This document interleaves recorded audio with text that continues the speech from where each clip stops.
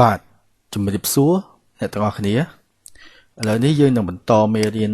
Basic E-Tab របស់យើងទៀតនៅក្នុងមេរៀនបន្តនេះយើងចូលដល់មេរៀន Drawing Model អញ្ចឹងដំបូងយើងនិយាយពី Comment Align Join Frame Edge សិនអញ្ចឹងចំពោះ Comment ហ្នឹងដំបូងគឺយើងនឹងសិក្សាពី Trim Comment ហ្នឹងគឺយើងប្រើវាសម្រាប់ trim នៅ object ណាដែលយើងចង់កាត់ផ្ដាច់វាចេញដោយធៀបតម្រឹមនឹង object មួយទៀតដែលយើងកំណត់អញ្ចឹងយើងមើលឧទាហរណ៍ក្នុងមេរៀននេះអញ្ចឹងទី1ទៅ select object ឬក៏ support តម្រឹមនេះដូចក្នុងរូបទី1នេះគឺយើងត្រូវ select object ដែលវាត្រូវតម្រឹមត្រឹមវាអញ្ចឹងទី1នេះគឺជា object ដែលយើងកំណត់ដើម្បីយើង trim នឹង object ផ្សេងទៀតឲ្យវា trim ទៅកំណត់ត្រឹមនឹង object ហ្នឹងអញ្ចឹងចូលមកទី2គឺយើង select នៅ object ដែលយើងត្រូវ trim ចោលបានន័យថាobject នេះគឺជា object ដែលយើងធៀបតម្រឹមអញ្ចឹង object នេះគឺជា object ដែលយើងត្រូវ trim វាចោលបាទវាកាត់វាចោលឲ្យត្រឹមobject ដែលយើងធៀបតម្រឹមនេះឲ្យវាត្រឹមនេះអញ្ចឹង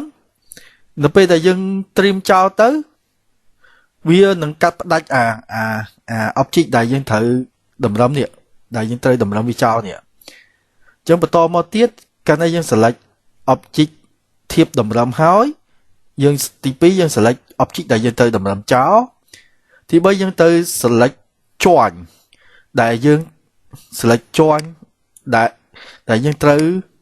តម្រឹម object ហ្នឹងបានថា join របស់ object ដែលយើងត្រូវតម្រឹមចោលបានថាយើងនឹងកាត់ផ្ដាច់នេះobject នេះធំនេះចោលហ្នឹងយើងនឹង trim វាចោលយើងទៅកាត់វាចោលអញ្ចឹងនៅពេលដែលយើង trim ហើយយើងនឹងបាន object ដូចចេះអញ្ចឹងនេះគឺជា object នេះគឺជា object ដែលយើងធៀបតម្រឹមបណ្ដាយើងទៅកាត់object នេះដែលយើងទៅកាត់ចោលនេះគឺ object នេះដែលវាមាន lôi mòn cho tiền mình nhưng của đại vì lôi trên mình chứ dương chọn cắt năng cháu mà ai biết thầm năng mòn chứ nó pe đại dương tìm tới việc bạn riêng định chẳng ạ chứ nào bây thưa bán đi nhung bạc mình nhấn từ bố dân từ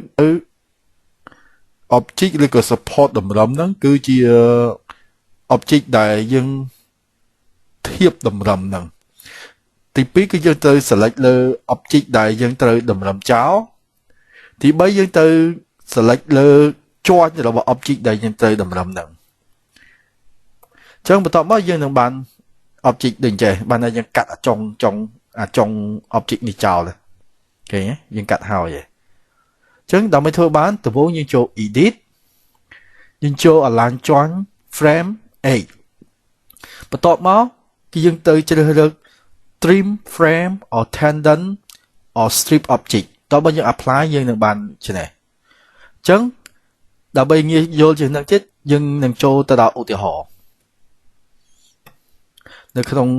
កម្មវិធី E-Tab តែម្ដងអញ្ចឹងឧទាហរណ៍ថាយើងមាន frame យើងដូចអញ្ចឹងយើងគូ frame សិនមកគូ frame ឲ្យដូចក្នុងឧទាហរណ៍យើងមិនអញ្ចឹងមក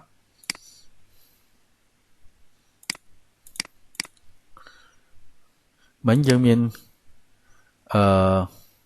frame កាត់ចេះទៀតយើងកាត់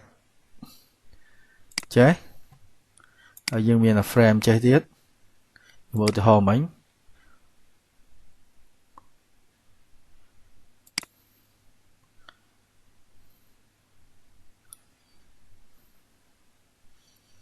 យើងគូតម្រឹមមកយើងគូ frame យើងជា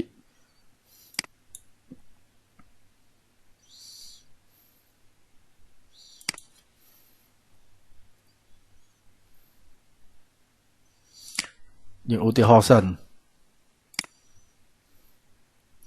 ឡូវយើងឧទាហរណ៍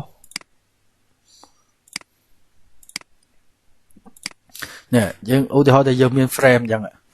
ហើយយើងចង់កាត់តម្រឹមអានេះ frame នេះចោលឲ្យវាសល់ត្រឹមនេះអញ្ចឹងទី1ដំបូងយើងទៅ select នៅ object ធៀបតម្រឹមយើង select មួយមកបន្ទាប់មកយើងទៅ select object ដែលយើងទៅតម្រឹមចោលនេះគឺជា object ដែលយើងទៅតម្រឹមចោលទី3គឺយើងទៅ select join របស់ object ដែលយើងត្រូវតម្រឹមគឺយើងចង់តម្រឹមខាងណាគឺយើង select join ខាងហ្នឹងឧបមាថាយើងចង់តម្រឹមនៅខាងនេះខាងដែលខ្ញុំចង់ឲ្យប្រាប់នេះគឺយើងទៅ select join ខាងហ្នឹងយើង select join មកបន្ទាប់មកយើងចូល edit យើងយកពាក្យយក command align joins frames edge នៅក្នុងនោះគឺយើងត្រូវជ្រើសរើសយក command trim អញ្ចឹងយើងទៅយក trim frame tendon strip object បន្ទាប់មកយើងនឹងចុច apply បាច់អូខេអញ្ចឹងនេះគឺជា object ដែលយើងកាត់តម្រឹមហើយអ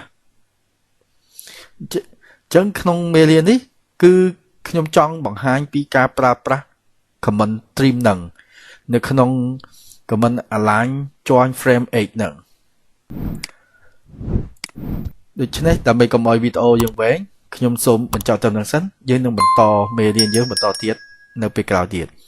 បាទសូមអរគុណសូមជម្រាបលា